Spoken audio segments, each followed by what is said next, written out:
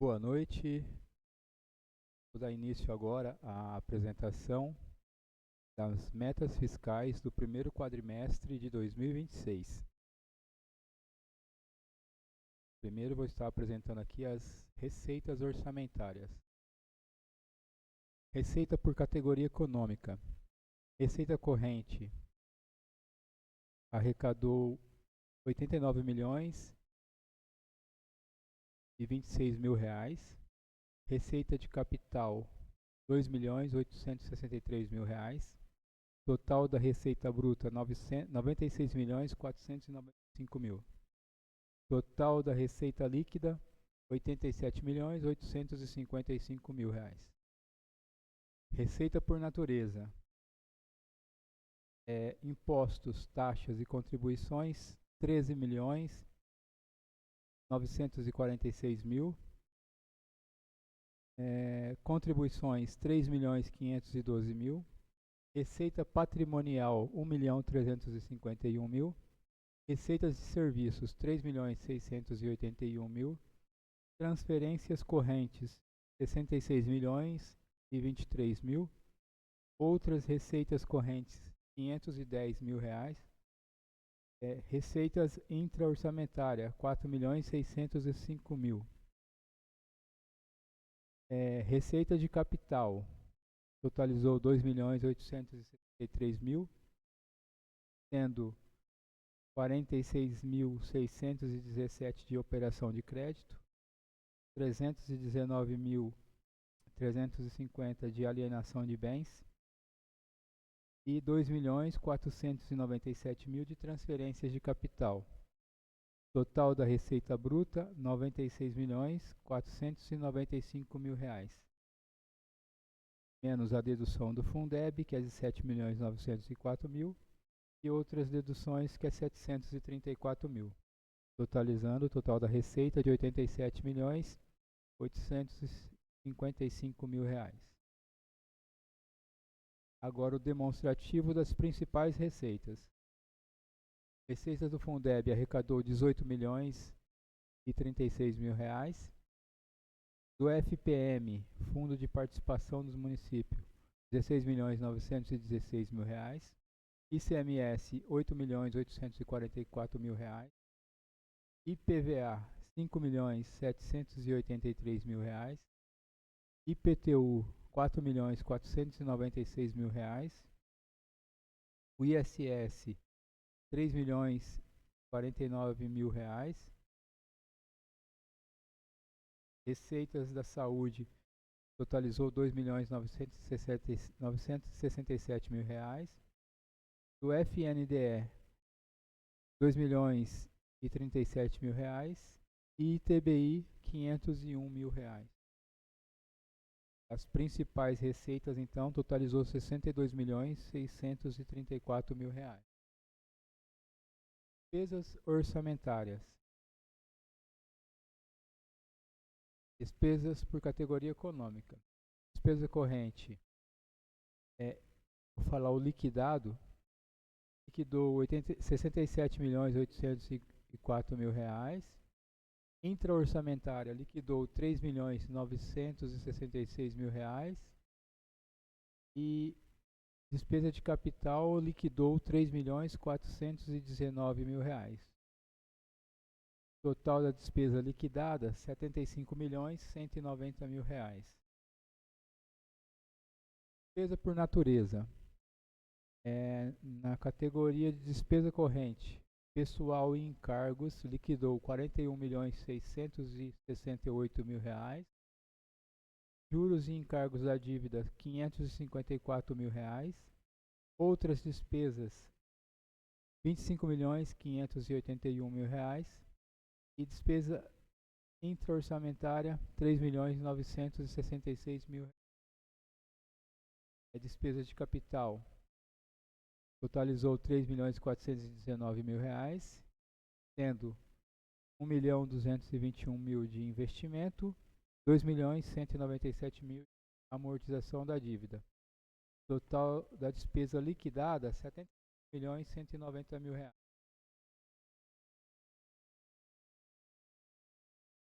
Demonstrativo da despesa por função. Educação, 49 milhões. Eu vou estar passando aqui o liquidado. Educação, 27.376.000. Saúde, 17.329.000. Urbanismo, 4.661.000. Cargos especiais, 3.665.000. Saneamento, 2.082.000. Administração, 5.090.000.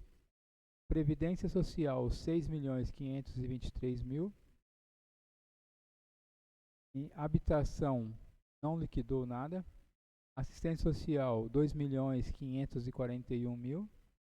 Desporto e Lazer, 1.691.000.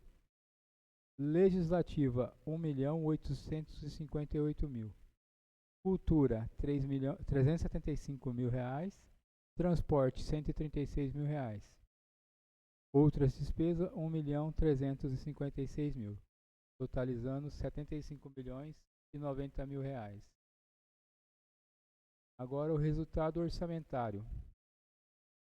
Resultado por entidade. Prefeitura Municipal, ela arrecadou R$ 70.265.000 e liquidou R$ 76.153.000, tendo um resultado no liquidado positivo de R$ 13.112.000. Câmara Municipal, ela não tem receita, então somente despesa. Liquidou R$ 1.858.000. O Instituto de Previdência, receitas R$ 8.564.000. Liquidou R$ 6.979.000. O resultado de R$ 1.584.000 na despesa liquidada. Fundação Cultural, receitas R$ 25.547. Despesa liquidada R$ 198.618. Agora, limites constitucionais. Aplicação do ensino. Receitas de impostos, transferências de impostos, R$ 51.452.000. Aplicação mínima nos 25% é de R$ 12.863.000.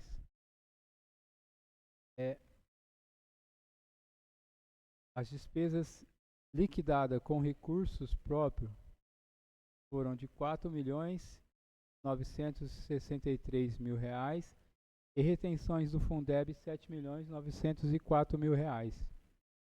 Total dos recursos próprios R$ 12.868.000. Aplicação do liquidado em 25%, dentro do limite constitucional. Aplicação do Fundeb. Recursos recebidos do Fundeb, R$ 18.893.000. A aplicação mínima nos 70%, que é os profissionais da educação, é exigido R$ 13.225.000. A aplicação mínima total do Fundeb é de 90%, sendo R$ 17.004.000. Como ficou a despesa liquidada? Profissionais da educação liquidou R$ 16.460.000, nos 70%, totalizando 87,12%, acima do mínimo constitucional. Outras despesas, que é o Fundeb 30, liquidou R$ 2.175.000, totalizando 11% da arrecadação do Fundeb. Total da despesa do Fundeb, R$ 18.636.000, totalizando 98,64%, também atendendo o limite constitucional. Aplicação em saúde. Receitas de impostos, transferência de impostos, R$ 51.452.000. A aplicação mínima obrigatória em saúde é de 15%, sendo R$ 7.717.000. Como ficou a composição da despesa em saúde? Foram liquidados R$ 12.623.000, totalizando 24,53%, também atendendo aí o limite mínimo constitucional. Despesa com pessoal. A receita corrente líquida no primeiro quadrimestre de 2026 é de R$ 218.721.000. A despesa liquidada com pessoal fechou em R$ 123.499.000, totalizando 56,46%, estando acima do limite constitucional. E aqui eu termino a apresentação das metas fiscais do primeiro quadrimestre de 2025. Agora, antes de... Quero saber se tem alguma pergunta dos presentes. Faz.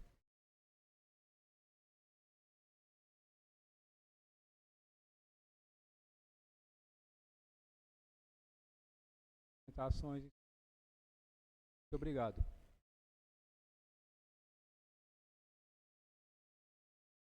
Bom, boa noite a todos, boa noite a vocês que estão nos ouvindo, né? Aqui hoje nos vemos aqui todo quadrimestre, né? Quadrimestre. Lei complementar 2012, dar contas, né? Os recursos aplicados na saúde, em comparação com aquilo que é exigido pela lei. Isso está no artigo 36 dessa lei complementar número 141, e diz que o gestor do SUS apresentará até o final de cada mês de maio, setembro e fevereiro, em audiência pública na Casa Legislativa dos respectivos entes da Federação, essa prestação de contas. Prestação de contas em si, que a legislação obriga, realmente darmos a informação daquilo que foi gasto e o valor representado disso, em termos dos valores que foram gastos, comparados com aquilo que é receita do Tesouro, que é os recursos que a Prefeitura tem, quanto que ela aplicou. E o percentual mínimo é 15%. Mas nós sempre complementamos essas questões para dar uma informação assim a respeito. E gastamos tudo isso, cumprimos. Mas a gente sempre coloca também informações estatísticas da área de saúde para uma melhor compreensão da população em relação aos recursos gastos. Tendo essa abertura, quero passar a palavra para a Carol, que é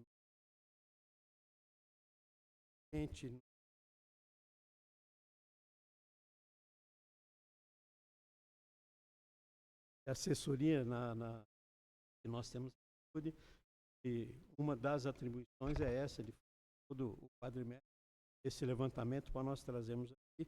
Ela fará então agora essa apresentação.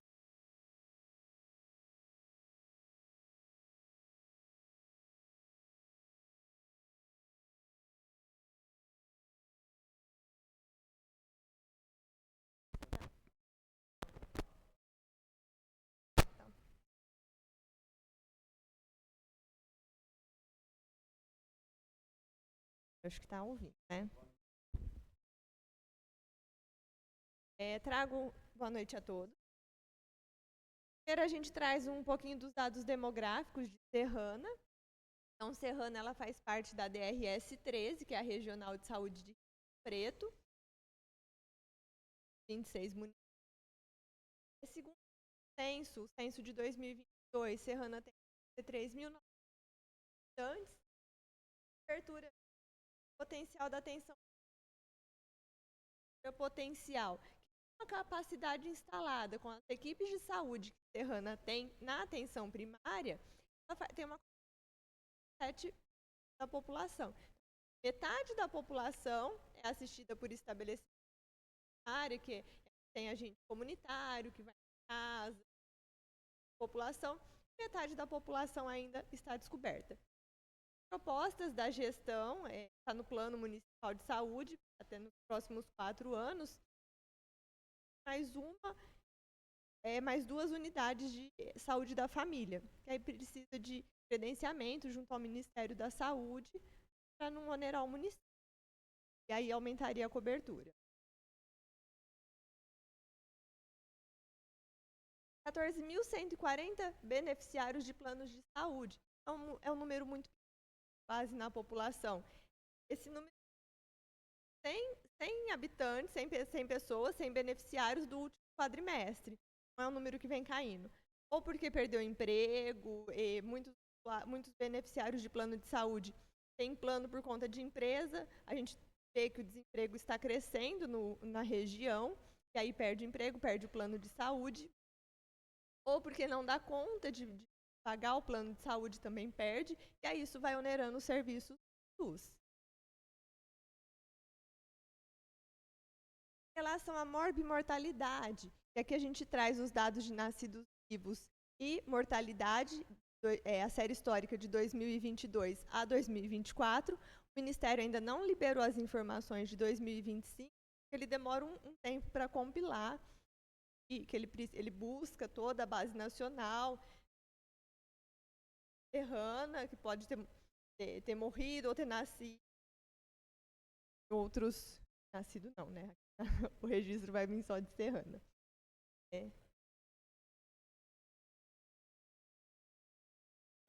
Então, em 2024, nós tivemos 299 óbitos e 513 nascimentos.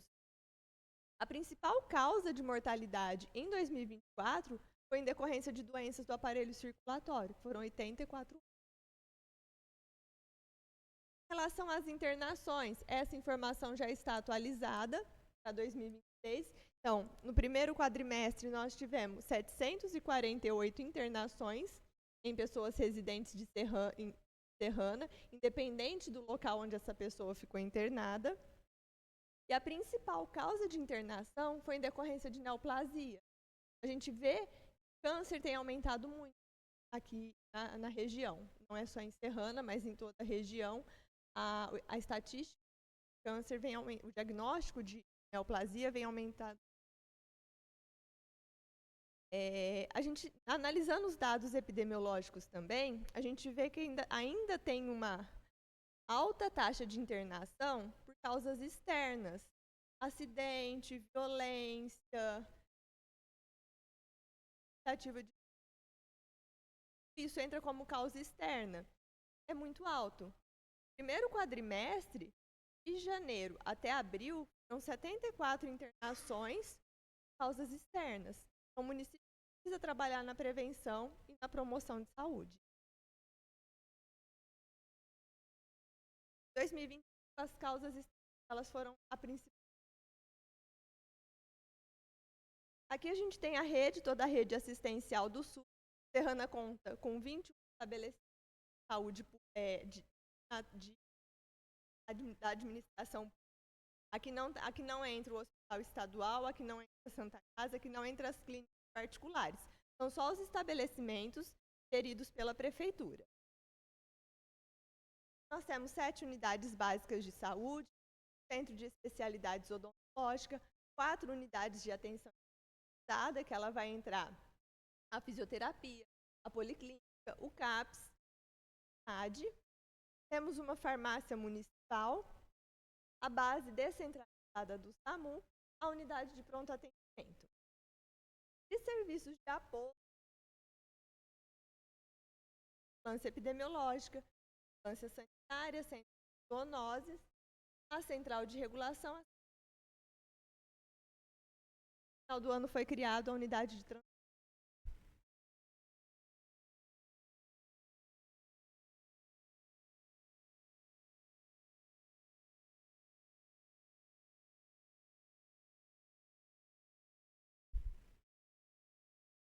Aí a gente traz um pouquinho o demonstrativo financeiro, que foi o que o demonstrar. O Leandro ele também já fez essa apresentação, os dados da saúde entraram na apresentação dele. E aqui a gente fala um pouquinho sobre as receitas recebidas no período. O que a prefeitura arrecadou de janeiro a abril. De recurso municipal, que são aqueles recursos que entram na conta da saúde, percentual para ser aplicado na saúde. Qual que é o 15% que a saúde precisa aplicar? Ele é referente a esses 51.452.894,20. Então, esse é o total de receita que a prefeitura recebe, qual ela tem que aplicar desses 51 milhões, % em saúde, obrigatoriamente, no mínimo. Não, Serrana não fica nos 15%. Serrana fica sempre acima dos 25%, né, Leandro? No final do ano.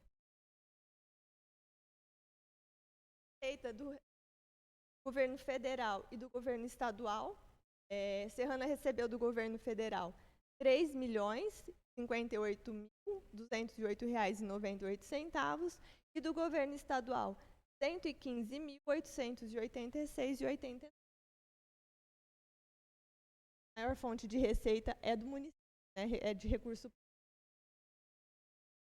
Então, o total de receita arrecadada no período foi de R$ 54.626.990,12.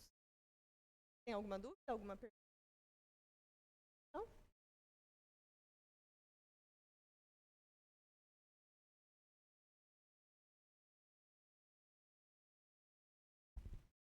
É só complementar um pouco a informação. 15%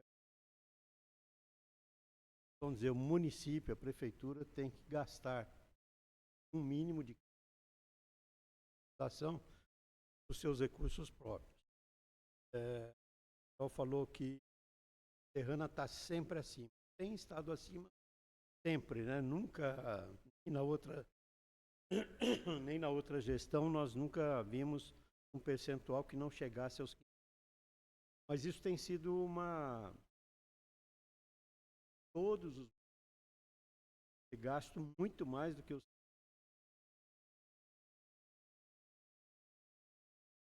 nós mesmos.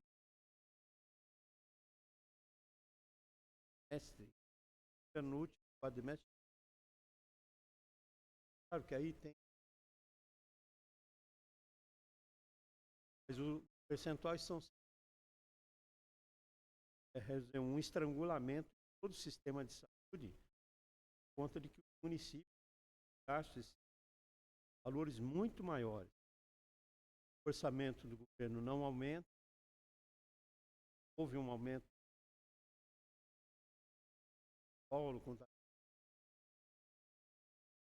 para nós nisso, benefício aos prestadores. Então é uma briga aí com o governo, né? De tentar aumentar o repasse da saúde. Gasto muito. Aí o percentual 4,5%. Mas isso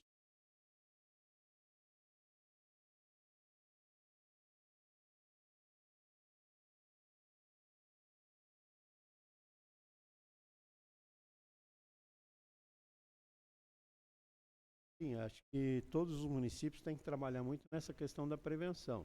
Essa prevenção, ela vem muito na atenção primária, né? Por isso que nós estamos aí, como falado, temos 43, 44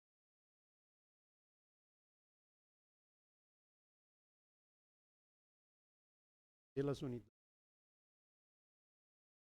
A gente tem o objetivo de cada vez aumentar mais as unidades de atenção primária, porque é na atenção primária onde nós temos a maior condição de fazer a medicina preventiva.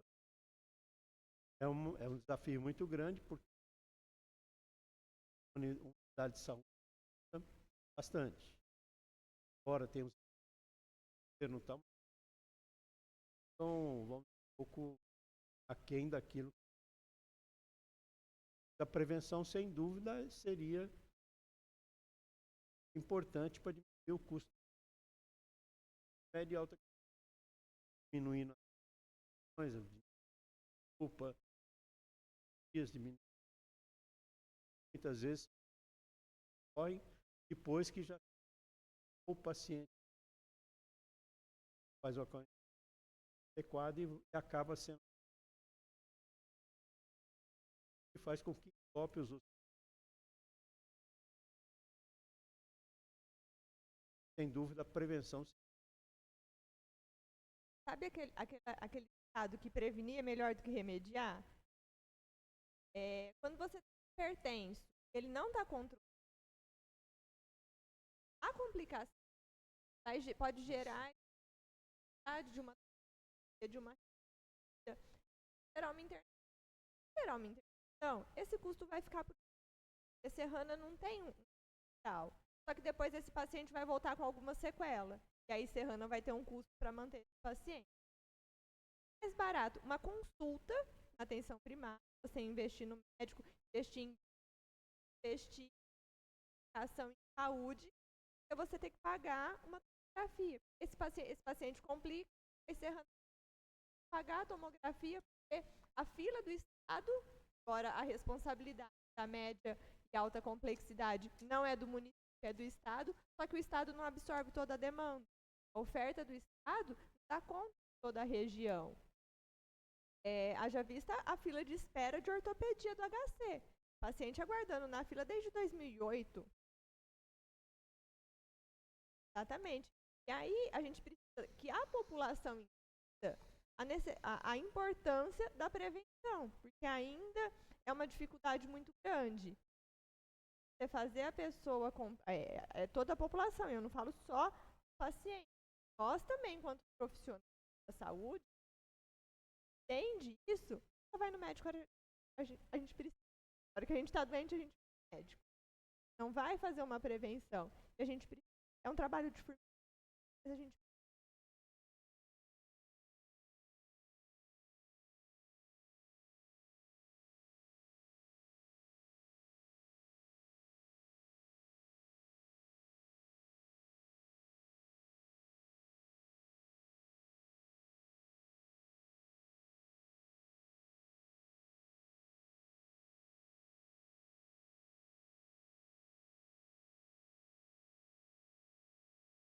Sim, a demanda tem sido alta. A parte de neurologia tem sido uma dificuldade no mercado em geral de você ter esses médicos.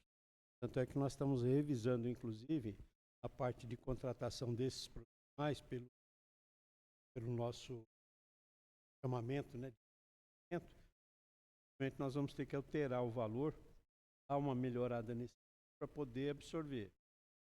Mas o profissional que está difícil contratar, não temos muita gente disponível. Isso faz com que o preço também sobe. O oftalmo nós tivemos um hiato aí com a saída de um, tá?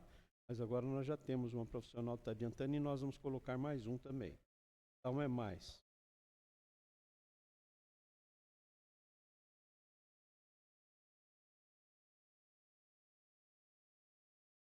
O gastro nós também estamos ajustando com o Dr. Saulo, para nós aumentarmos a carga horária dele que está fazendo atualmente. A gente consegue. E também a gente tem conversado tanto com o Saulo como também com a Dermato, que é uma área que está bem, mas eu tenho, vamos dizer, um acúmulo de pacientes, uma demanda reprimida, vamos chamar, pacientes. Nós vamos, inclusive, promover alguns mutirões na área de dermatologia para poder dar vazão a essa fila que está lá. E estamos colocando também estamos colocando um endócrino, o Dr. Leonardo, que é do SAD. No SAD hoje ele é endocrinologista. Então nós estamos pegando um outro médico para completar a carga horária. No SAD eu tenho que ter 40 horas médico. Eu tenho hoje já, com o Dr. Leonardo. Mas nós vamos tirar parte dessa dele, ele faça endocrinologia, porque também é uma área que, vamos dizer, não tem uma demanda muito grande, mas quando você não tem um médico, tem demanda. Então isso também vai favorecer bastante a questão da policlínica.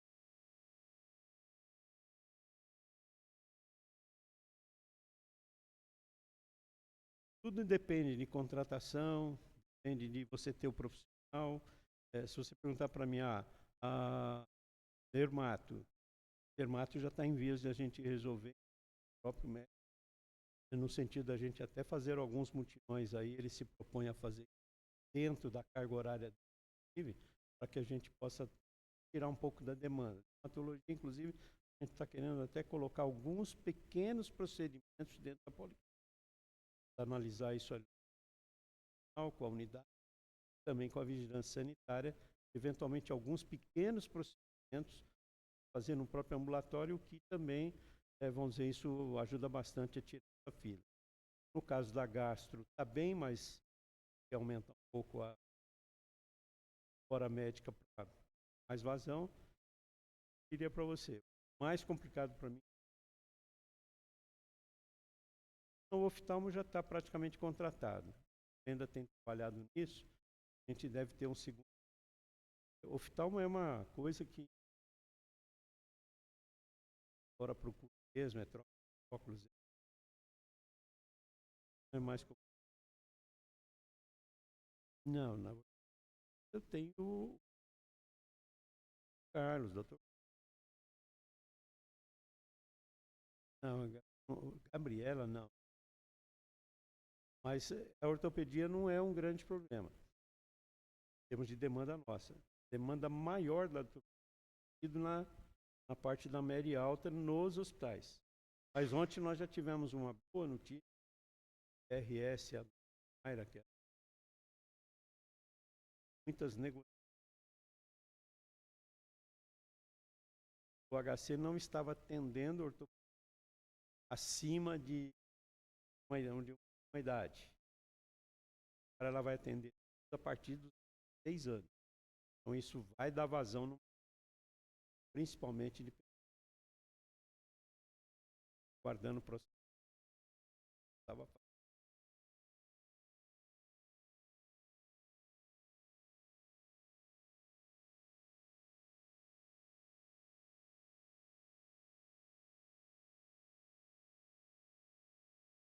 Cair Serrana? Cair de Serrana tem ortopedia. Só na parte de média e baixa. Não faz a alta complexidade. Não, ele faz cirurgia de baixa complexidade. Alta complexidade é feita no campus. Esse é que estava o problema. Eu não tenho, vamos dizer, muitas unidades. Eu não, né? DRS, o Estado não oferece muita coisa para nós em termos. Hoje, basicamente, está concentrado no HC, aqui no benefício. Bastante. A Santa Casa de Iberê. Mas o problema que estava acontecendo é justamente esse. O HC não atender alguns pacientes por questões de faixa etária. Agora,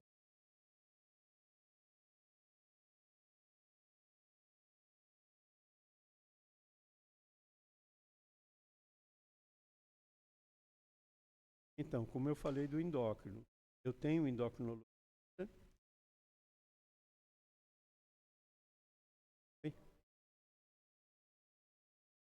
Sim, por isso que eu falei agora, nós vamos pegar o doutor Leonardo, que está hoje no SAD, fazendo 40 horas, ele sozinho.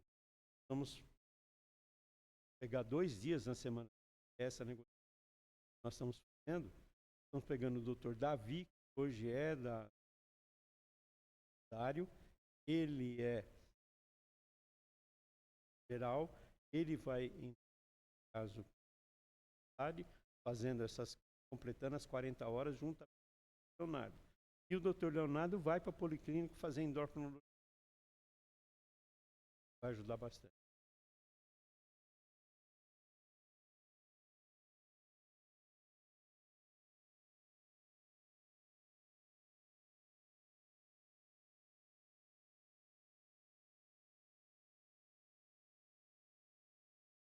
É assim, a gente sabe das dificuldades das especialidades médicas. É um problema, sempre é um problema. E inclusive com as oscilações do mercado. Então hoje você tem um profissional, daqui a pouco ele pega e vai embora. Ele vai trabalhar no convênio, ele vai trabalhar em Ribeirão Preto, ele sai e a reposição sempre fica um pouco mais complicada. Agora, isso não é uma uma coisa que nós sofremos. Em geral, a medicina tem sofrido com as especialidades médicas. Convênios, por exemplo, tem sofrido bastante. E olha que os convênios também judiam, né, da classe médica, pagam valores que são bem poucos, né?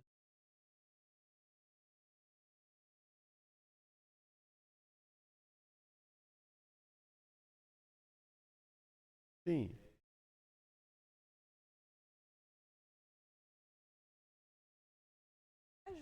Que ajuda. Qual que é o nome? Que ajuda o organismo.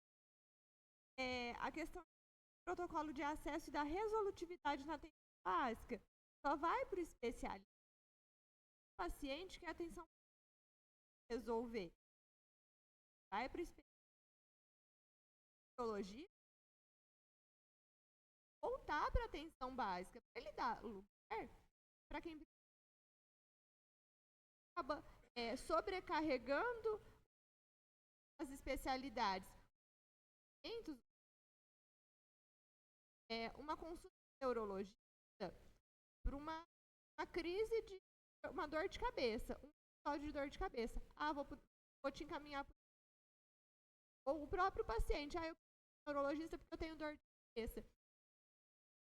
Da atenção básica, não articular com o paciente, não explicar para o paciente todo o tratamento que ele pode fazer na atenção básica antes de ir para o neurologista.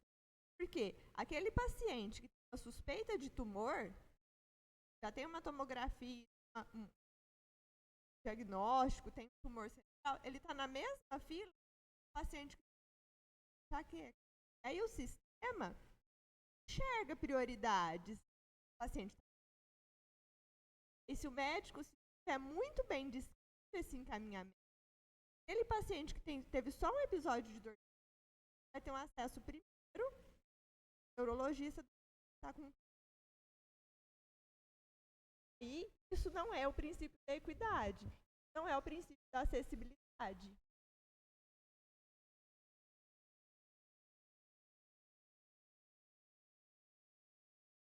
Sim.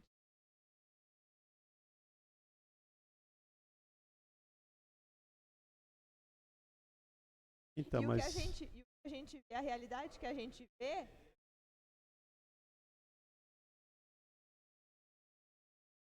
deveria estar lá. Quem está com uma questão complicada. E aí o que ver? Qual que é o paciente que vai conseguir a consulta mais rápido? Aquele que tecnicamente não teria a prioridade. Por quê? Porque ele vai fazer alvoroço, ele vai ficar toda hora, porque eu preciso, ele vai ele vai prefeito, ele vai secretário. Aquele paciente que realmente precisa, quietinho. Ele fala, eu estou na fila, eu não quero tirar o lugar de alguém que também esteja precisando como eu. Eu sou enfermeira de formação e a gente vê isso em unidade de saúde, principalmente em unidade de pronto. É cientificamente provado. Qual que é o paciente, numa recepção de UPA, qual que é o paciente que dá mais prioridade? Aquele que está sentadinho, quietinho no canto. Não é aquele que está fazendo escândalo. Não é aquele que está chutando a porta porque quer entrar, porque está passando. É fato ou não? Chegar na recepção, só abrir a ficha, não falar nada, aperta ali na.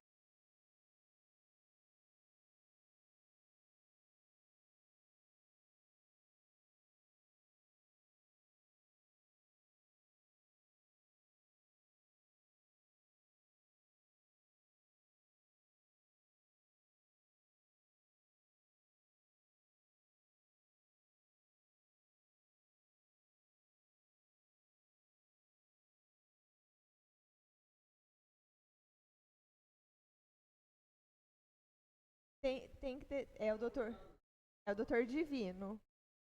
Não, peraí. Isso que você está perguntando é basicamente aquilo que na última audiência foi discutido bastante. O doutor João Madaloso estava aí. Não, ele é responsável pela regulação médica, pela coordenação da UPA, coordenação de plantões ali na UPA, né? Mas a gente tem feito um trabalho muito grande com o doutor Madalosso, porque ele tem realmente uma visão muito grande de sistema e conhece bem a nossa realidade aqui. E o que estamos procurando fazer é justamente isso, qualificar a nossa fila. Nós precisamos qualificar a fila da regulação. Por isso que ele foi falado aqui da questão da equidade. Quer dizer, nós...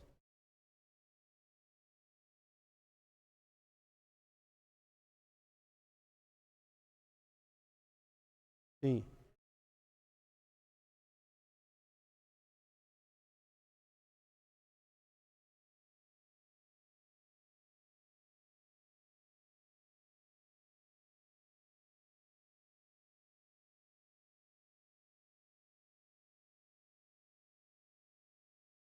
Sim. São os protocolos médicos. Isso. Para ele estar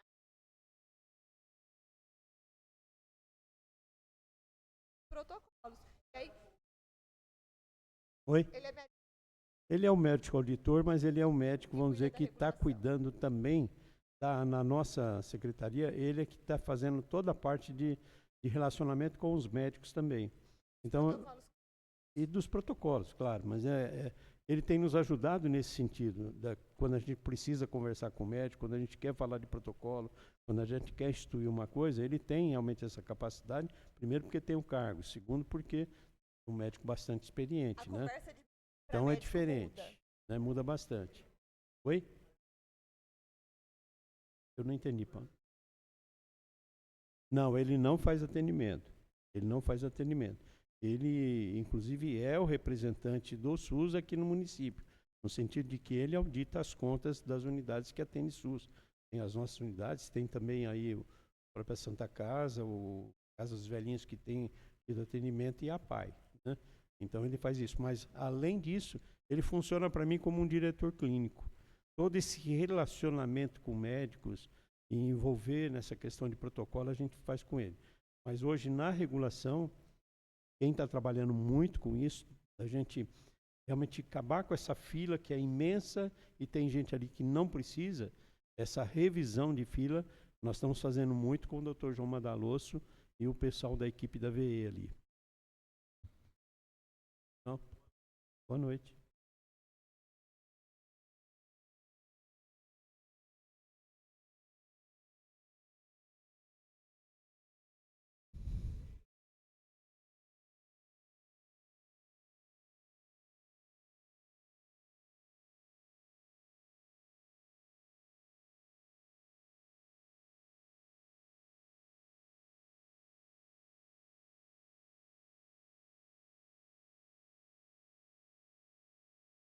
Sim.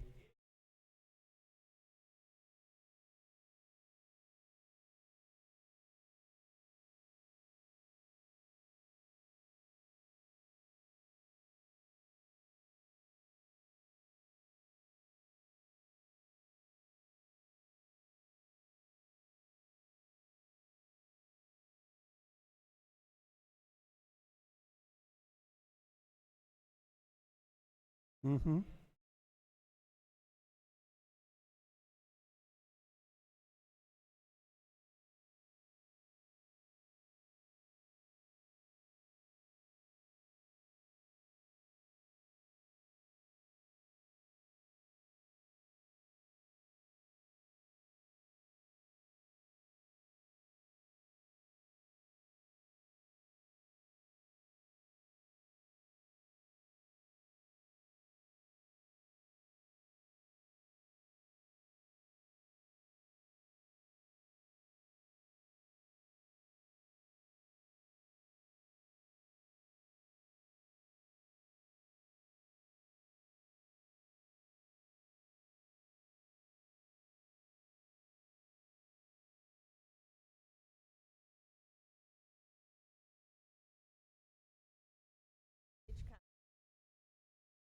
Ati-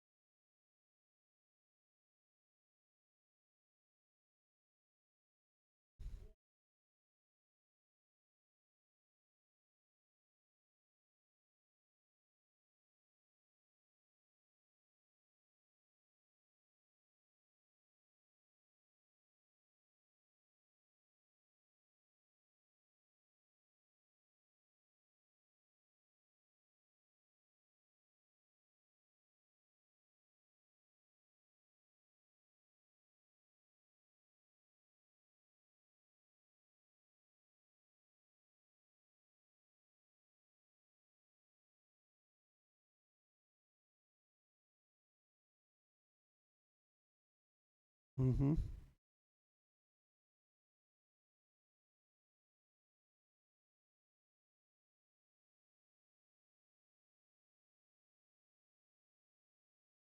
Não, é aumentar a carga horária da especialidade. Às vezes eu não consigo aumentar o do médico, mas eu trago outro médico para aumentar a carga horária da especialidade. Sim.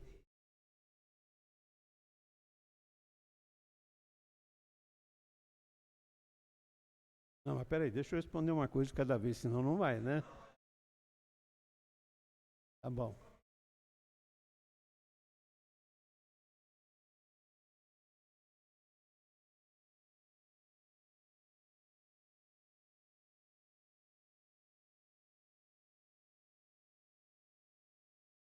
Gente,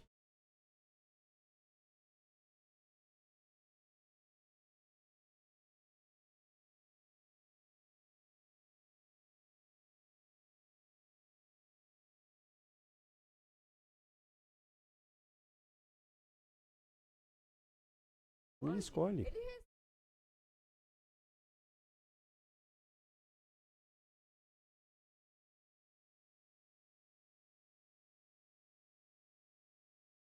Passa.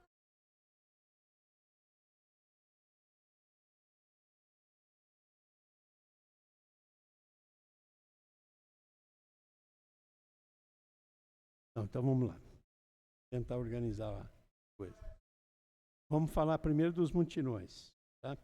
Como eu disse, a gente, agora há pouco eu falei que nós estamos trabalhando, tentando qualificar nossas filas, vendo aonde nós estamos com maiores problemas e tomando algumas atitudes. Eu falei de mutirão aqui, tanto na gastro, na oftalmo e no endócrino e no dermato. Então, nós estamos falando de 4. No endócrino, não, eu estou falando em endocrinologia, aumentar a carga horária da especialidade lá, colocando um outro médico. Então, você vê que nós já estamos atacando 3, porque nós detectamos que essas 3 eu preciso trabalhar. O oftalmo, nós já estamos também pensando em trazer um. Esse movimento de olhar para a nossa necessidade, ela está nos levando a isso, a olhar e talvez fazermos mais mutirões, sim. Tá? A questão, vamos dizer, da medicina preventiva, como nós falamos. A gente entende que a medicina preventiva, no caso do município, ela fica melhor quando você tem uma atenção básica com uma cobertura maior e que haja uma resolução de casos lá e não simplesmente encaminhar, mas também que haja um interesse da população de frequentar a sua unidade de referência. Nós temos muitos munícipes que estão referenciados nas unidades e não faz o acompanhamento. Não faz o acompanhamento. Por quê? Porque não dá, porque a gente sabe que nós, a gente para ir em médico é complicado, principalmente nós homens, né? Se eu perguntar para você quando foi a última vez que você fez um check-up, talvez você tenha dificuldade de responder, e eu também. Tá? Então a gente vai deixando. No caso, aquele que não participa na atenção primária, o que vai acontecer? Ele fala, a hora que eu precisar, a hora que tiver algum problema, eu vou na UPA. Ele vai na UPA, ele sai de lá com atendimento médico, um exame, às vezes um raio-x, e sai com a medicação, sai medicado e com a receita na mão que ele vai buscar o medicamento depois. Então, é um trabalho muito grande esse de chegar nessa questão de fazer medicina preventiva. Mas, assim, a secretaria tem que estar atenta a essas questões, olhando para isso. E já na última, 4 meses atrás, nós mostramos o que estava sendo feito. E hoje a gente já está trazendo, inclusive, algumas soluções. Dizendo, estou fazendo mutirão nessa área, estou indo contratando mais um médico disso. Esse olhar nós temos tido. Não é uma tarefa fácil, porque você vai depender de recurso, tanto profissional como recurso financeiro, né? E às vezes isso são coisas impeditivas. A questão de médicos aí, né? Tem sido realmente um problema. Eu diria que Serrana até não tem tido grandes problemas com isso. A gente tem tido um bom grupo médico que está trabalhando lá na UPA, não tem tido dificuldade com isso. A gente tem os nossos médicos nas unidades básicas, que são, uma boa parte deles são médicos concursados, então são fixos, estão lá trabalhando. Nós temos alguns médicos que são do programa Mais Médicos da Saúde. Então, eles são fixos, estão aí atendendo nas nossas ESFs, e o conceito da SF é diferente, né, no sentido de você ter uma estratégia de saúde da família, criando vínculos, criando uma série de coisas. Então, isso tem sido, vamos dizer, um trabalho que está sendo feito. É lógico, em algumas unidades nós colocamos até mais um médico credenciado para ajudar o médico da família e comunidade, que tem pelo programa. Um médico com essa característica e principalmente formado também nessa especialidade, que já é uma especialidade existente hoje, de formação nas faculdades. O HC forma esse médico de família e comunidade para poder ajudar nesse processo, e inclusive, e aí aquilo que a Carol falou agora há pouco, que muitas vezes um médico vai embora por uma coisinha tão simples. Hoje ele não vai por uma coisinha tão simples, ele tem ido por um valor às vezes muito maior.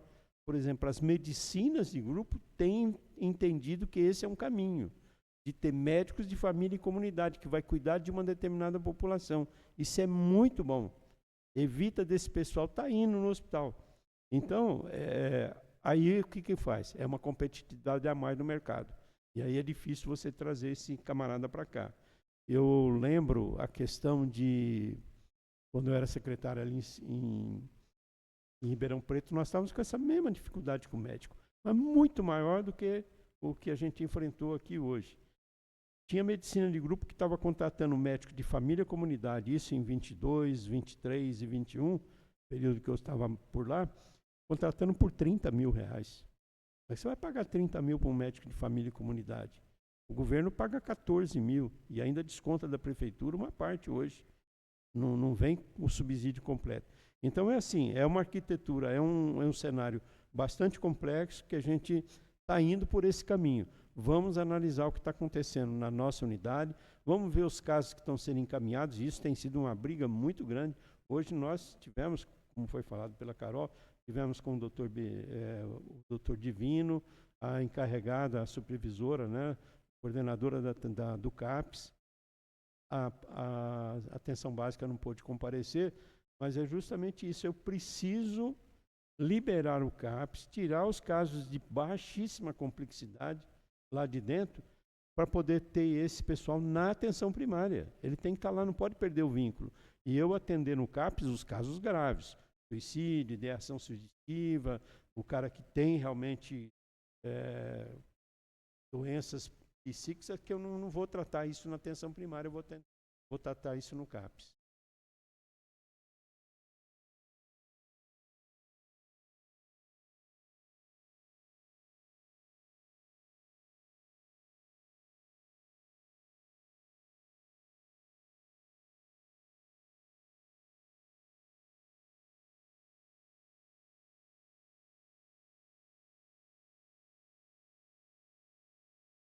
Então, estão atuando sim, e hoje nós estamos com quantos agentes? Temos 35, porque nós temos, são todas as unidades, estratégia de saúde da família, tem esse profissional. Sim, eu tenho que subir. Não, bem, mas nós temos esse trabalho e é acompanhado. E uma coisa muito importante, a produção deles é muito importante. Tanto é que nós tivemos uma reunião, uns 2 meses atrás, né, Carol? Inclusive para o próprio agente comunitário também ajudar no combate à dengue. Quando nós estávamos ele pode fazer essas atividades. E a sala estava cheia. Nós temos, sim, uma quantidade muito grande e estão fazendo. E vou te dizer mais. Nós estamos procurando, só um minutinho, Carol, nós estamos procurando contratar, inclusive, um outro profissional, estamos vendo a possibilidade disso, para, na unidade Arsênio, uma SF da Arsênio, que é uma região um pouco diferenciada, e eu tenho lá 4 agentes que suprem a necessidade lá. Mas nós queremos ver se a gente amplia a cobertura dessa unidade, avança mais para dentro do bairro, mas aí eu preciso ter o agente, e a gente está propondo, fazendo essa análise para trazer mais um agente para isso. Mas nós temos aí, com certeza, são 7 agentes por unidade. 7 vezes 4, 28, 28 com 5, 33, no mínimo 33 agentes. Hoje eles estão trabalhando dentro da casa, eles têm que fazer a visita, né? Eles têm que ir lá conversar com o paciente, aferir tudo direitinho, fazer as anotações, e isso é muito importante. Se a gente não fizer isso, eu não recebo. Eu posso ter problema no recebimento do valor do agente, mas tem sim. Com certeza.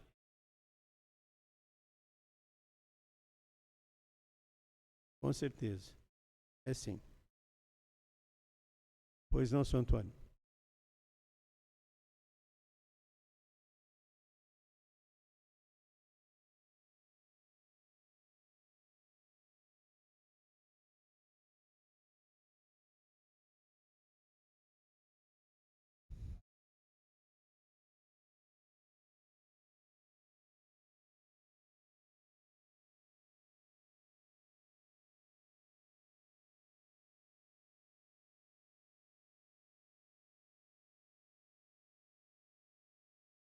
É, mas aí,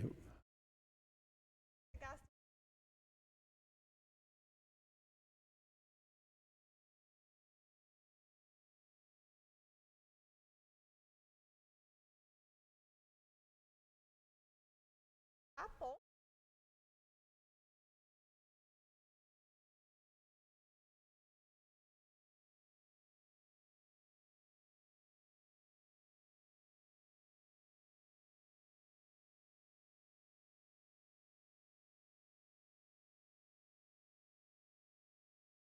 Mas é a questão.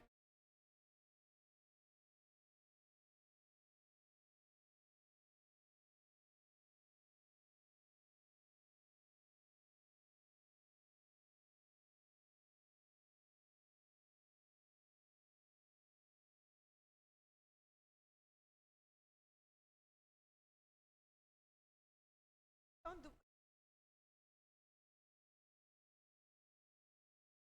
só entrega.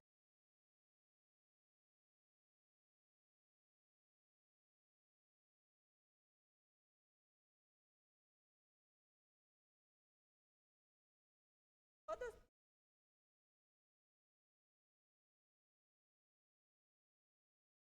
A quinta.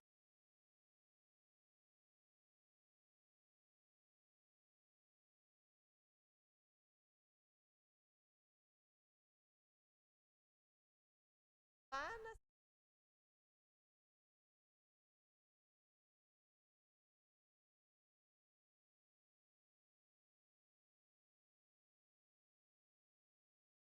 na maneira. Chama de mapeamento. É.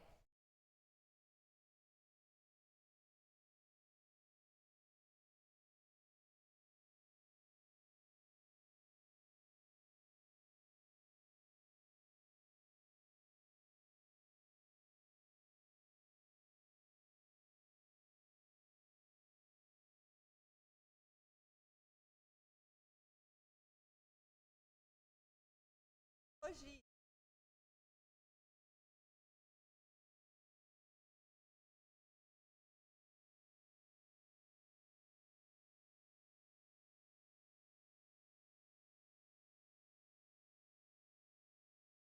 Uma.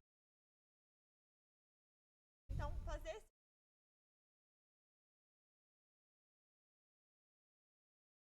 dos agentes. Serrana.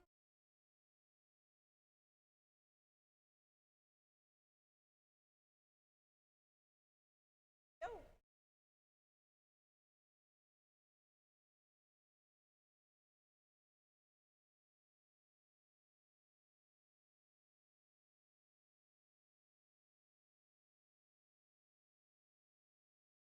nós temos um programa de fazer sim. Mas, por exemplo, nessa questão da especialidade, na questão do programa Mais Especialidades, tem surgido essa oportunidade. Recentemente, Ribeirão Preto recebeu a carreta, mas ela recebeu a carreta para fazer, inclusive, da região.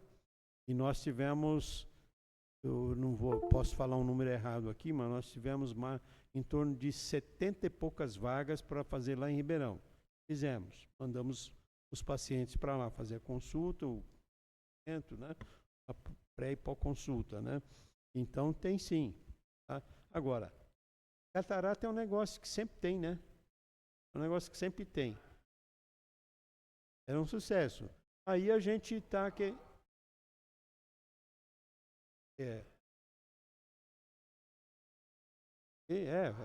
faz rápido, faz rápido. 15, 20 talvez seja muito, a não ser que a equipe médica seja grande e tenha, por exemplo, 2 salas, né? Mas assim, umas 8, 10 por dia daria para fazer bem feito. Mas assim, pegando o que o senhor falou no começo, colocar 2 médicos e tal, eu diria que se nós fizermos isso, nós estaríamos fazendo o caminho errado. Né? Porque o que eu quero fazer é que essa fila não chegue lá. O que eu não quero é esse paciente entrando na fila desnecessariamente. E para isso a gente tem que fazer o quê? Faço uma boa capacitação do médico lá na atenção primária, para que ele não fique só um médico solicitação de exames. Muitas vezes ele solicita exames sem protocolo nenhum. E o que a gente está fazendo agora é justamente isso. O doutor, quando está recebendo lá, está analisando todos os pedidos de exames, por exemplo, que nós temos lá, peraí, escuta, doutor, por que o senhor pediu esse exame? Você está pedindo... Hoje alguém comentou, você viu lá na reunião, alguém comentou que o médico está pedindo o médico pediu uma ressonância magnética, mas não tinha feito só um raio-x. Você mesmo contou, não foi? Quer dizer, não tem cabimento você passar de um raio-x para uma ressonância magnética. Tem que ter muita justificativa para isso e seguir um protocolo. Oi? Não vou dizer que não está. Mas se a gente não seguir um caminho aí...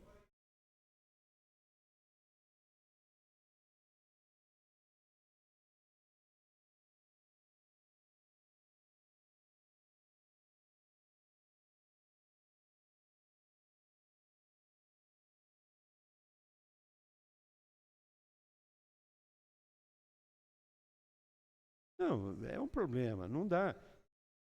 Para você chegar numa ressonância, você tem o raio-x, o ultrassom, uma tomografia, depois você vai para a ressonância. Você entende? Não que necessariamente ele vai passar pelas 4, mas não pode só um raio-x determinar o que eu vou fazer. Tem que estar muito bem embasado. Oi? Não, eu entendo. Exatamente. Por isso que é importante, vamos dizer, essa questão dos protocolos. Porque não é porque o médico está pedindo que ele, às vezes, não tem razão. Tem razão, sim. Mas, seguindo o protocolo, a gente evita, vamos dizer, de, inclusive, trazer para o próprio paciente uma andação desnecessária, né? Quanto tempo ele vai levar para fazer a ressonância? Será que eu não consigo mesmo, com o ultrassom e, eventualmente, uma tomografia, se precisar chegar num diagnóstico? Hoje a gente... Sim, tem, mas tem sempre gargalo. Em tudo tem gargalo, que é o que foi dito aqui. Aquilo que não está competindo, que não é nossa responsabilidade do Estado, o Estado não está conseguindo dar conta. Todo mundo sabe. Né?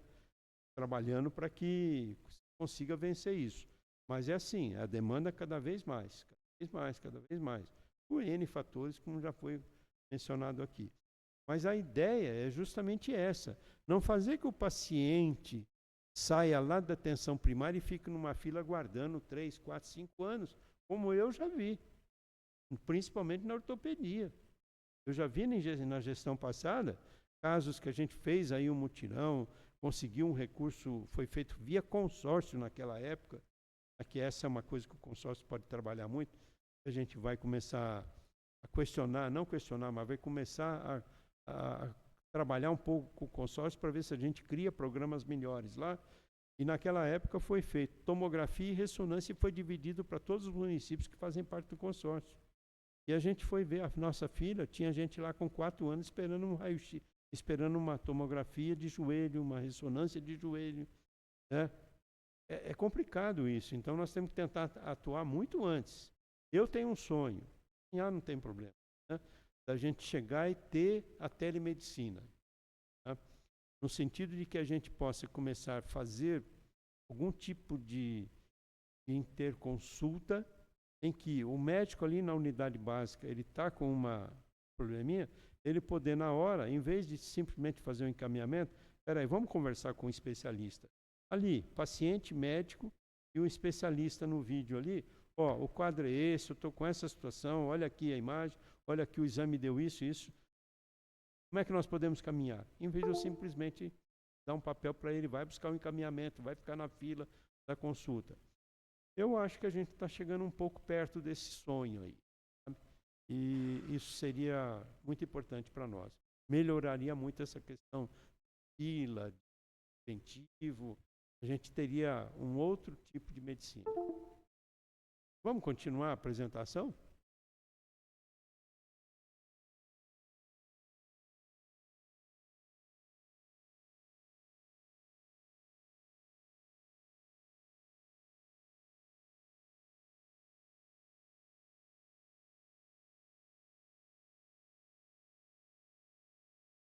Exato.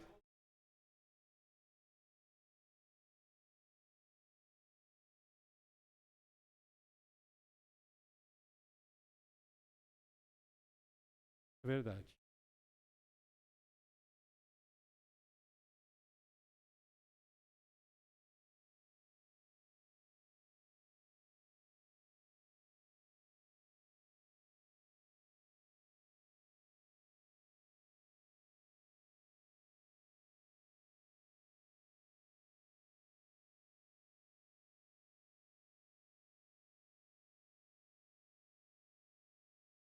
Eu vou contar uma... Estou errada, colegas? Certíssimo.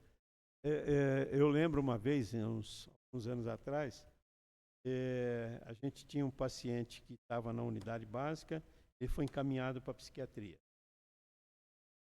Até ficou louco, pô. Doido, por que encaminhou aquele paciente para lá? Aí fomos atrás da ficha dele. Qual é o problema dele?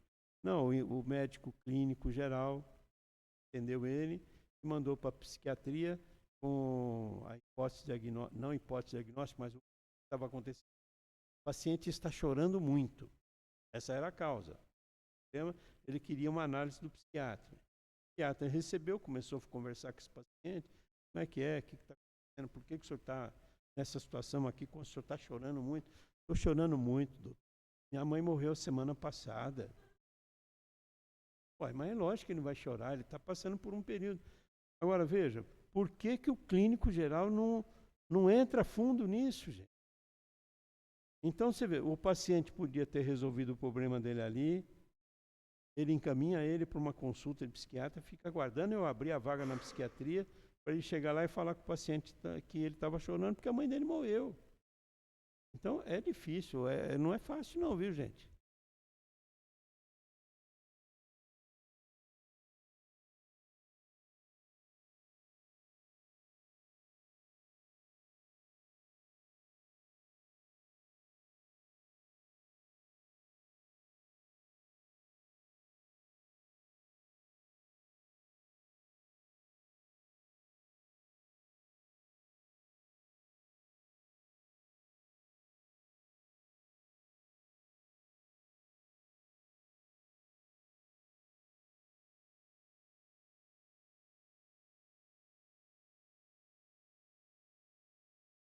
Desses números, né?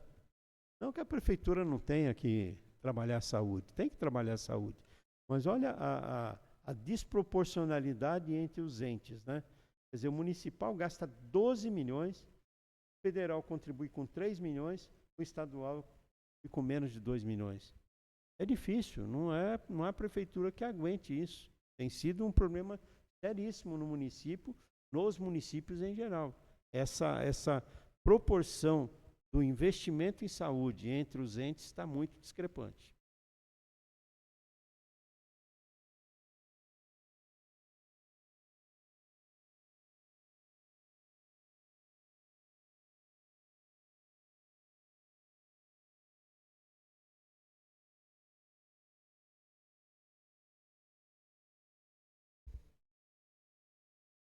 O SUS é universal, como você mesmo falou, né, Leonardo?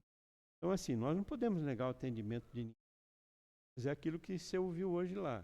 A nossa UPA hoje tem um atendimento importante de pessoas que não são do município. A gente sabe disso. Tá? E não tem o que fazer. Eu entendo que isso deveria ser uma coisa que, vamos dizer, a classe política pudesse ajudar, os órgãos, vamos dizer, ligados aos hospitais, ao SUS, tentar trabalhar isso a nível de federação, talvez com essa mudança de que hoje o cartão do SUS, o CPF tem lá qual é a localidade dele. De alguma maneira, tá? De alguma maneira, haver uma, vamos dizer, uma transferência de recurso daquele paciente que era lá de Montalvã, exemplo, que vem muito aqui em Ribeirão, em Serrana, né? De outros municípios também, do norte de Minas, vem para cá, certo? Está tudo bem, é universal, nós não vamos falar nada. Mas que a prefeitura de lá pudesse ser, vamos dizer, olha, tá bom, você recebe o seu recurso aí do federal e do estadual, parte desse recurso vai para quem atendeu o seu paciente.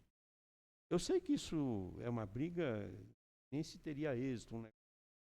Mas esse seria o correto. O que a ANS faz hoje? Ou fazia desde o começo, embora as medicinas de grupo também brigam com isso. O paciente que tem medicina de grupo e ele cai no hospital do SUS e é atendido pelo SUS, eles cobram isso da conta dele. Vai uma cobrança, porque todos os atendimentos, de acordo com o CPF, o cartão SUS, quando ele tem lá vai colocado o número e detecta-se na agência que ele é um plano de saúde, o plano de saúde recebe a conta do SUS lá para pagar. Não, é depositado na Agência Nacional de Saúde, né? O correto seria esse. Ok, não tem problema. Eu entendo que às vezes o município lá não vai ter a especialidade, certo? Mas aí vem para nós, é complicado, e a gente atende, principalmente na UPA. O UPA tem um público importante de Ribeirão que tem vindo aqui. Por quê? Não.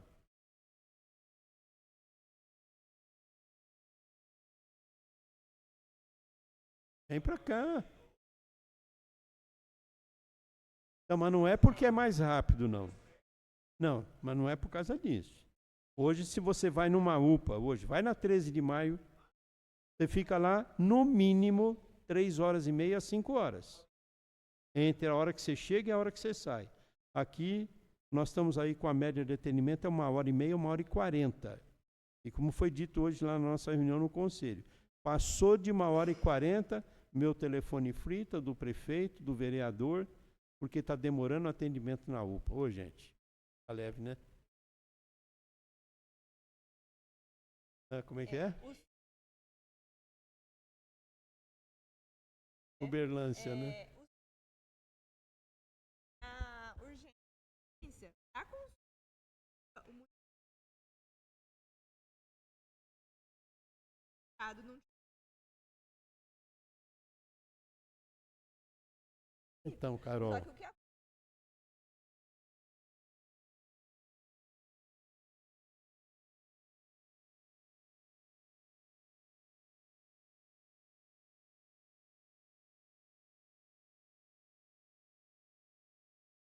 isso. Cadastro de a vínculo a 3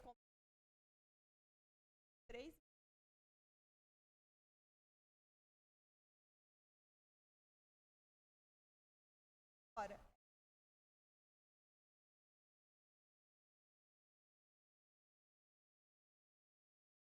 Então. Agora, urgência. Não vai nunca negar. A gente sabe de tudo isso, mas não tem o que fazer. Essa é a verdade, né? Agora, eu acredito... A gente não consegue. Não. Falar, ó.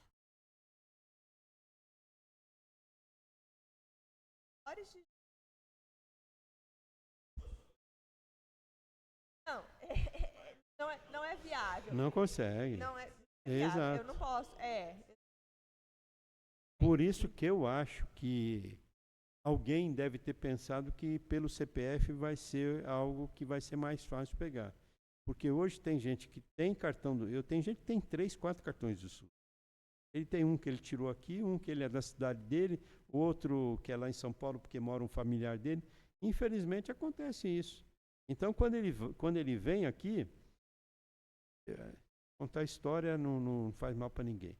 Eu uma vez estava na policlínica, lá em 19, e era aqui ainda na Secretaria de Saúde, onde está a educação, tinha vários consultórios. Naquela época nós tínhamos acho que 3 especialidades, quando eu vim eu consegui colocar 11 especialidades lá. E o que acontecia? Outro dia olhando lá, observando, o médico, Dona Maria, a Dona Maria, ela, o neuro chamou. Tinha neuropediatra, tinha neuroadulto naquela época, né? E ia para consulta. E ela não ia embora, ela sentava de novo. De repente, um outro médico chamava, o cardiologista. De repente, o outro chamava. Senhora, o que está acontecendo? A senhora está com algum problema? Estou vendo que a senhora está passando em várias especialidades aí. Não, seu moço, é que eu moro lá em Minas, mas minha família mora aqui, e quando eu estou de férias eu venho aqui, eu faço um check-up. Ela passa em todos os especialistas. Complicado. E ela tinha um cartão do SUS, emitido aqui, não tinha o que fazer. Então, isso é uma historinha de muitas que você vai ouvir. E é complicado. Mas, quem sabe, com essa questão do CPF, pode ser que lá na frente a gente tenha aí alguma solução que o Ministério venha.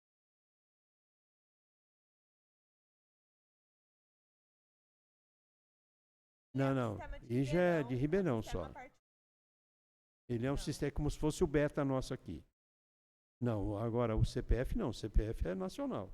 Não tem como ter 2 CPF uma pessoa.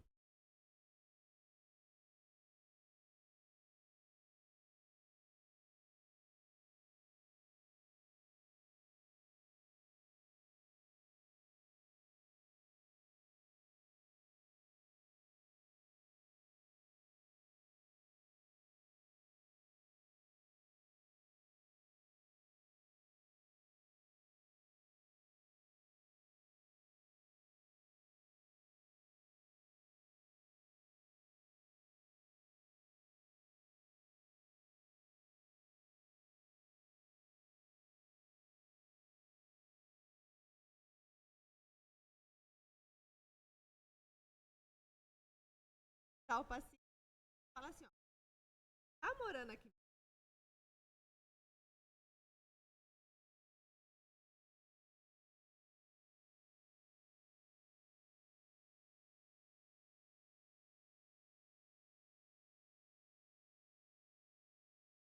Ministério da Saúde com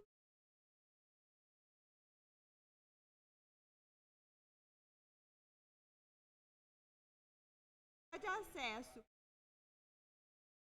Esse sistema de acesso ao que está atendendo.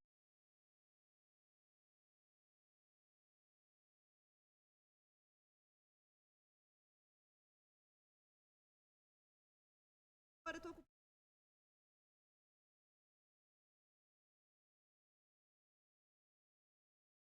acesso à base na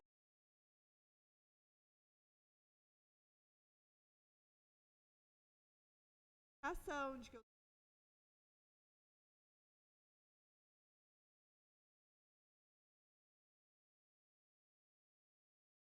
profissional eles têm que estar ele de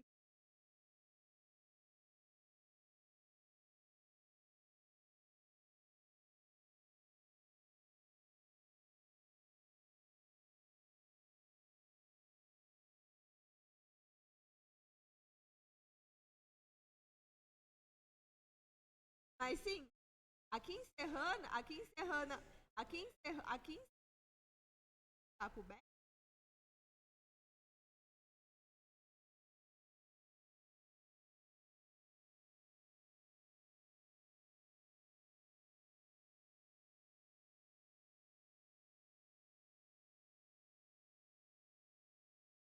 daqui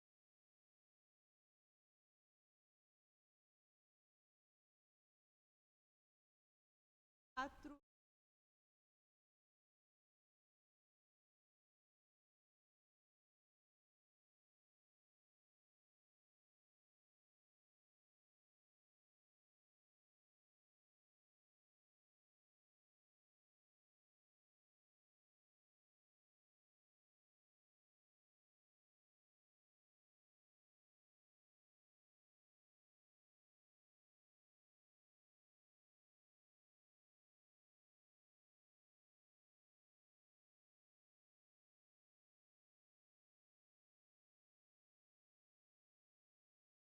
cidade.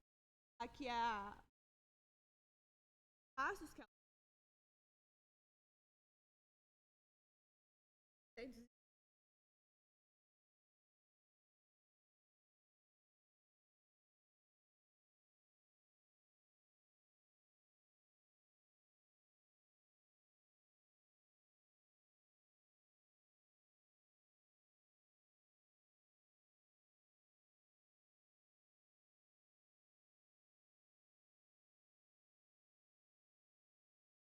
Eu vou passar.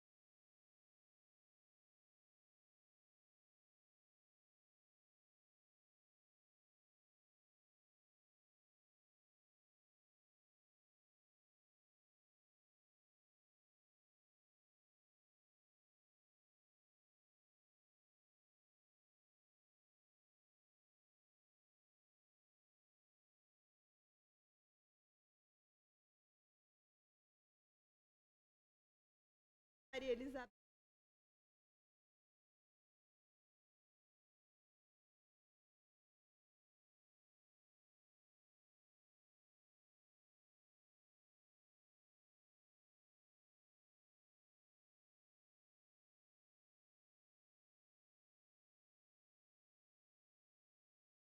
Vou esperar.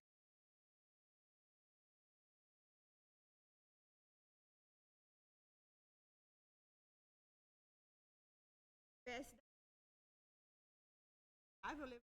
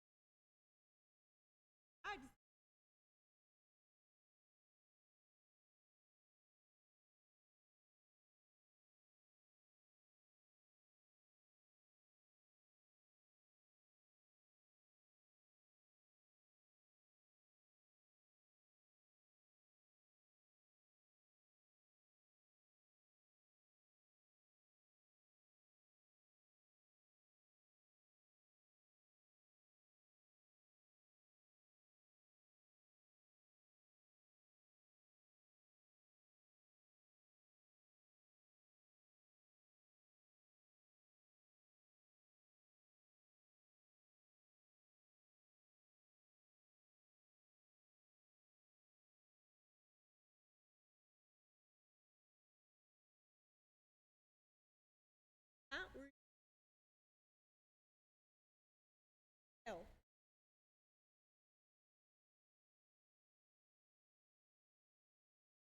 4.000. Laboratório.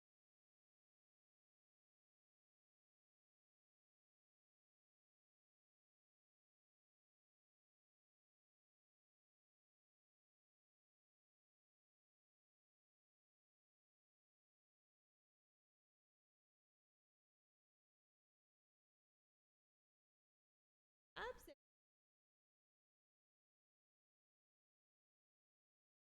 Ele tá falando.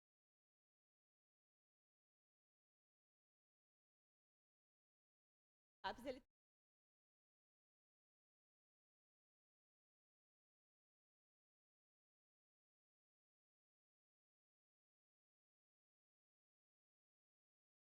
É a questão do matriciamento, né? E a retirada dos casos leves do CAPS, tirar as consultas. O CAPS hoje, ele, vamos dizer assim, a gente pode imaginar que ele ainda permanece com aquela visão de ambulatório de saúde mental que tinha. Ele tem que pular, ele tem que vencer essa etapa, mas não é só ele. Eu tenho que pegar esses pacientes e jogar para dentro da atenção primária. Eu não posso atender dor de cabeça lá no CAPS. Não posso atender quem estava chorando muito. Não posso atender casos leves. Lá tem que ser caso grave. E manter a rotina daqueles que fazem as atividades todo dia, ficam lá. O CAPS é isso. É o trabalho que nós estamos fazendo aí, e a gente precisa, porque realmente o Ministério está nos questionando, e eu preciso resolver isso, porque senão ele não me credencia. Eu custei uma ação que eu não estou recebendo. Está custeando o CAPS? Vai. Eles só não mandam. Eles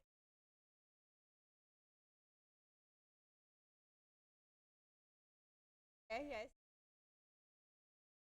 Você já solicitou a implantação do CAPS. Você já recebeu e-mail de implantação. Cadê seu CAPS com CAPS?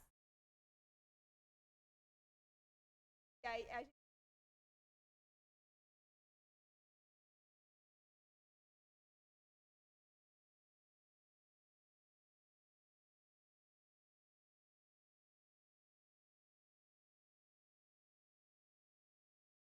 Abandonado lá, né? jogar.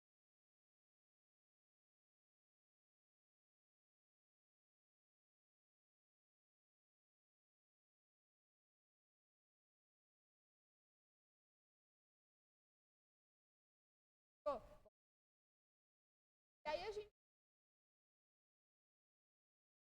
anos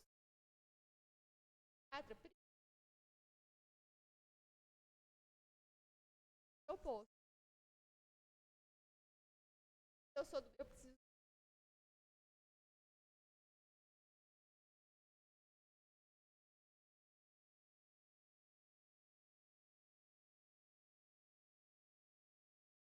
E aí a questão do vídeo.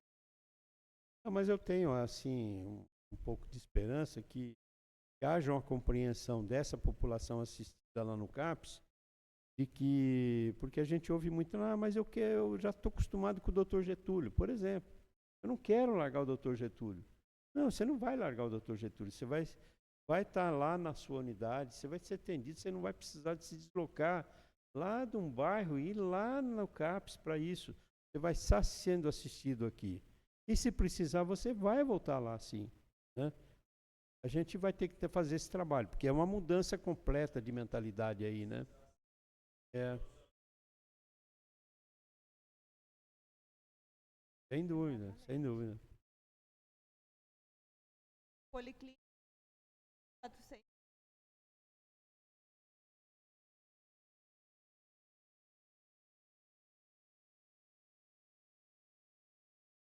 Abriu ele.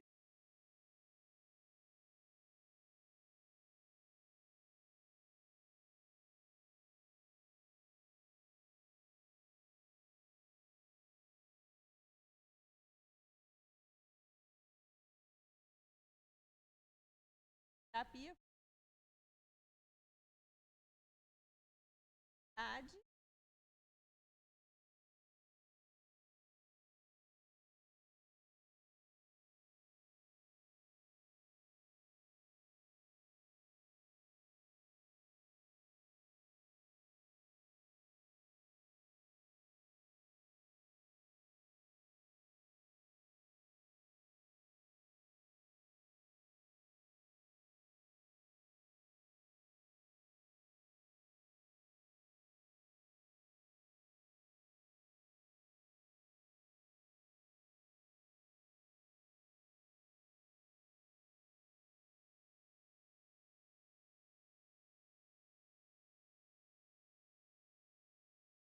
Eu conto as histórias, né? E vocês são os que mais devem saber dessas histórias. O paciente liga pedindo ambulância, o filho liga. Olha, minha mãe não está bem, precisa ir na UPA. Ah, pois não, qual o endereço, tal, não sei o quê, vai lá a ambulância buscar. O motorista chega lá, vim buscar a dona Maria. Ah, só um minutinho que ela está tomando um banho, está se trocando. Também fumando, pede para esperar. Não é fácil não, gente. Não é fácil não. E vocês que estão lá no transporte, vê isso assim com... É terrível, terrível. A gente tem que tomar.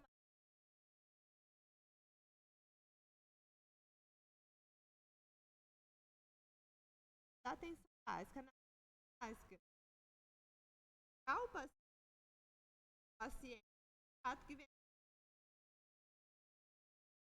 para o paciente errado tem experiência de paciente todo dia.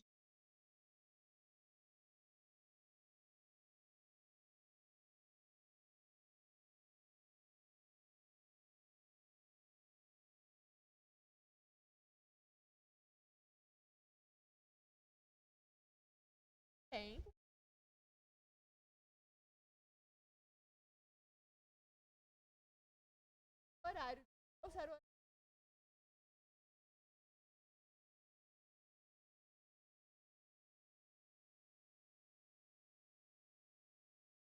E uma coisa importante, né? Nós temos esse cuidado, quer dizer, a gente pode até achar alguma coisa, mas nunca nós vamos deixar de atender. Nós vamos lá. Né?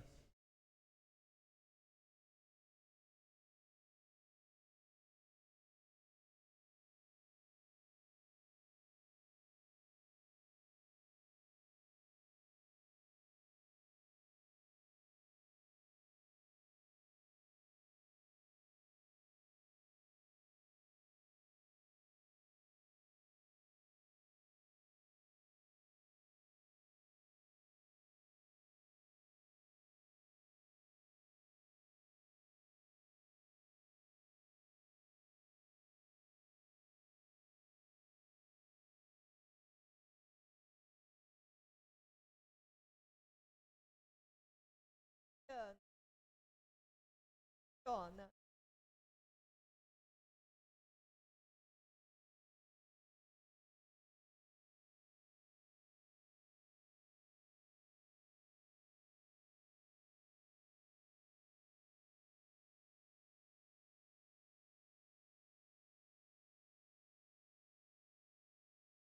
Tá vindo aqui. Vou te falar. Ele.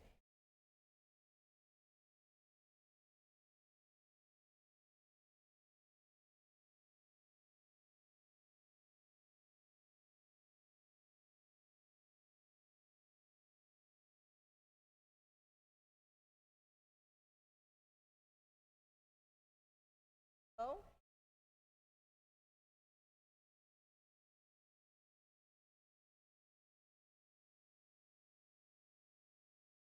vai falar que a UPA atropelar. Saiu da UPA.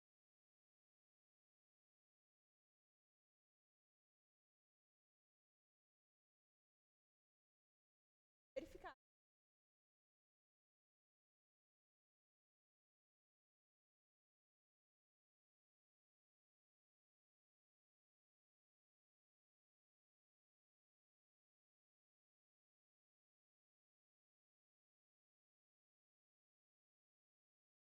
Eu sei que a UPA é corrida, é um fluxo.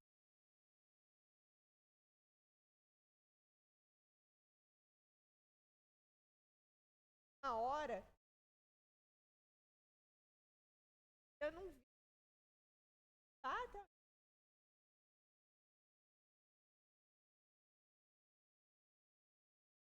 Tá nessa. Nossa, esse. Nossa, esse. Não é nem o nome. Esse.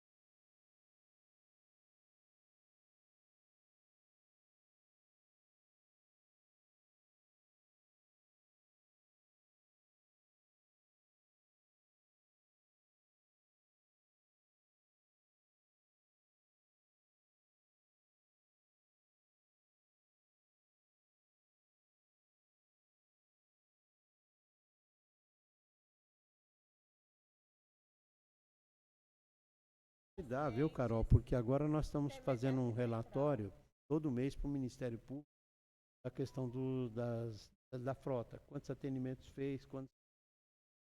Muito pormenorizado. Eu acho que a próxima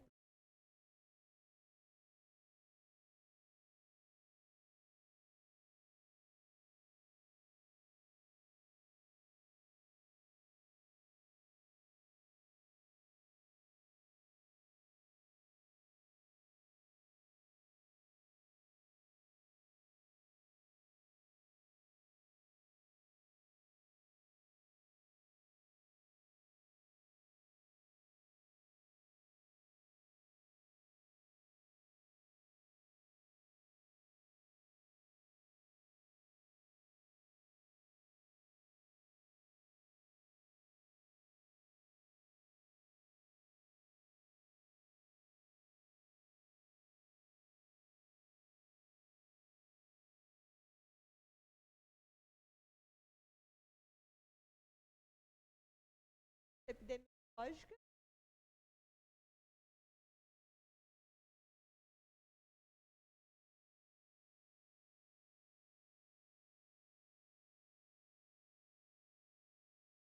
Relatório do médico.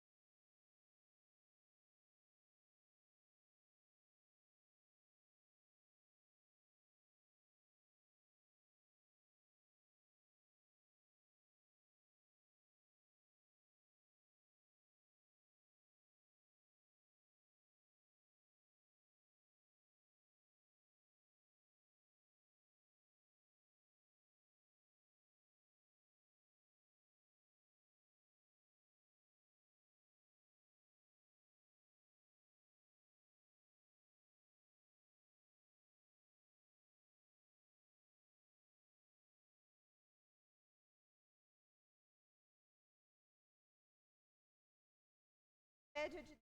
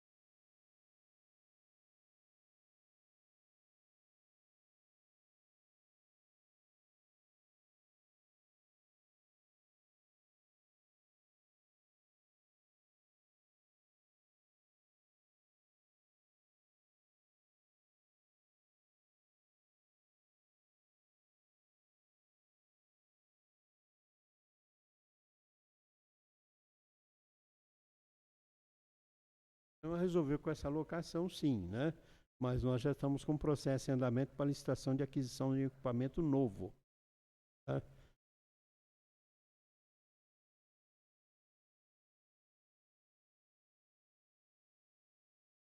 É licitação, né?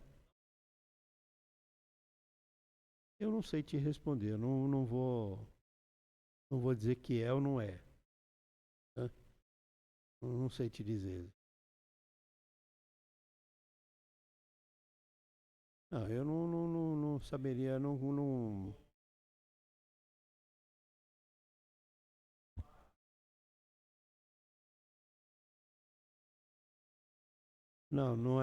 é assim não. Porque nós tínhamos lá, o que nós tínhamos feito a alocação era de uma parte do equipamento, do DR lá. A outra parte, o equipamento era nosso. Deu problema no nosso equipamento. Então, por isso que agora nós entendemos o seguinte, eu tenho que fazer as duas coisas. Não dá para fazer metade de cada um, não dá.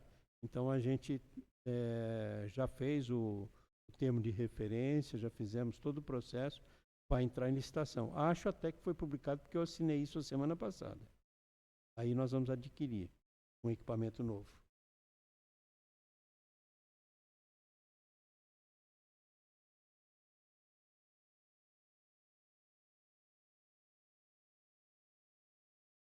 aqui a gente está quadro com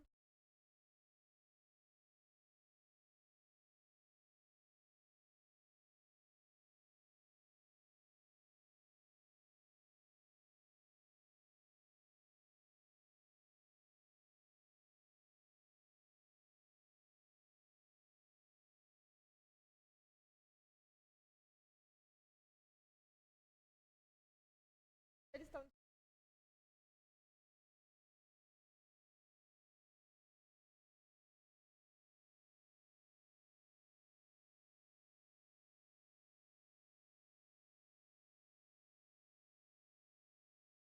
Páginas.